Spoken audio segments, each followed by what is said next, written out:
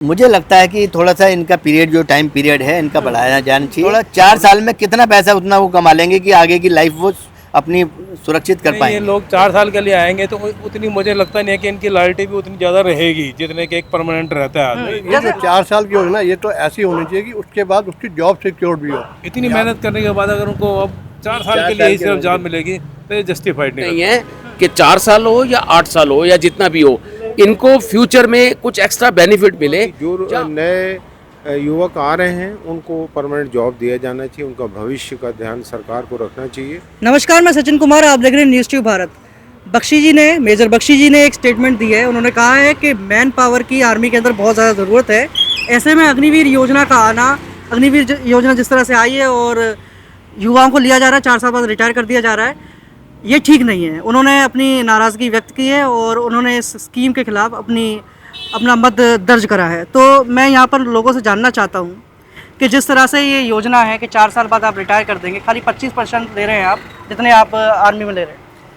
मुझे लगता है कि थोड़ा सा इनका पीरियड जो टाइम पीरियड है इनका बढ़ाया जाना चाहिए और उनके परिवार को भी उनके बारे में भी सोचना चाहिए कि जो देश की अपना देश के हित को सामने रख के अपना सेना में भर्ती होने जा रहे हैं, तो उनके लिए भी कुछ ऐसा होना चाहिए कि लाइफ में आगे क्या करेंगे उस बात को भी ध्यान में सरकार तर्क रखती है कि हम इनको पैसा दे रहे हैं, मतलब जैसे कि अगर ये 4 साल बाद लौटेंगे तो इनके पास बहुत सारा पैसा होगा जिससे स्वरोजगार, बाकी और चीजें, या फिर कोई नौकरी सरकारी करना चाहे तो वो भी कर सकते हैं। तैयारी वो सरकार का वो मत ठीक है, मैं सरकार के मत से सहमत हूँ, लेकिन थोड़ा 4 साल में कितना पैसा उतना वो कमा लेंगे कि आगे की लाइफ वो अपनी सुरक्षित कर पाएंगे, तो उस बात को ध्यान रखें।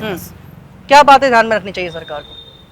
तो मेरे हिसाब से तो 4 साल वाला कंसेप्ट ठीक नहीं है, क्योंकि जितने ये लोग 4 साल के लिए आएंगे तो उतनी मुझे लगता नहीं है कि इनकी लॉयल्टी भी उतनी ज़्यादा रहेगी जितने कि एक परमानेंट रहता है आदमी। जैसे आर्मी यही पता होगा कि मैं 4 साल में तो जाना ही है यहाँ से, और उस दौरान उसके साथ कुछ मिसहैपनिंग भी हो जाए, उनको शहीदी का दर्जा भी नहीं है।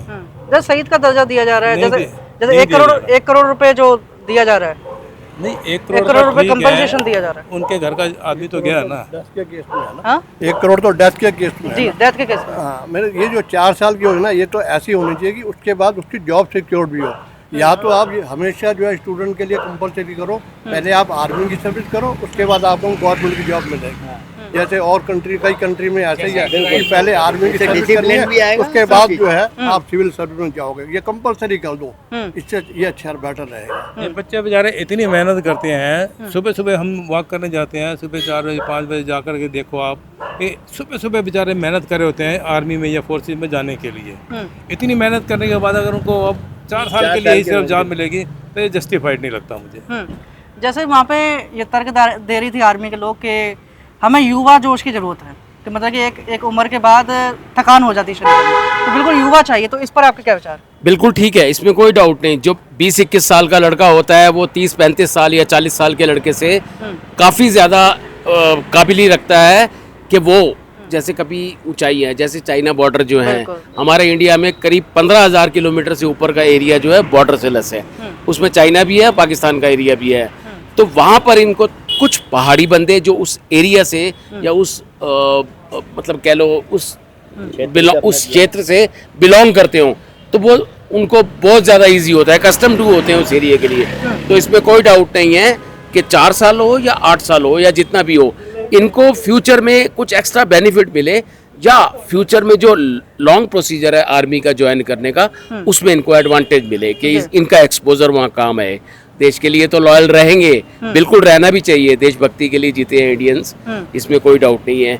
मैं सिर्फ ये कहना चाहूँगा थोड़ा सा एक्स्ट्रा मोटिव, थोड़ा सा एक्स्ट्रा मोरल बूस्टर इनकी फैमिली को भी ज़रूर मिलना चाहिए किसी भी तरह से। आप कुछ कहना चाहेंगे अंकल? मैं तो यही कहना चाहूँगा कि जो नए युवक आ रहे हैं उनको परमानेंट जॉब दिया जाना चाहिए, उनका भविष्य का ध्यान सरकार को रखना चाहिए।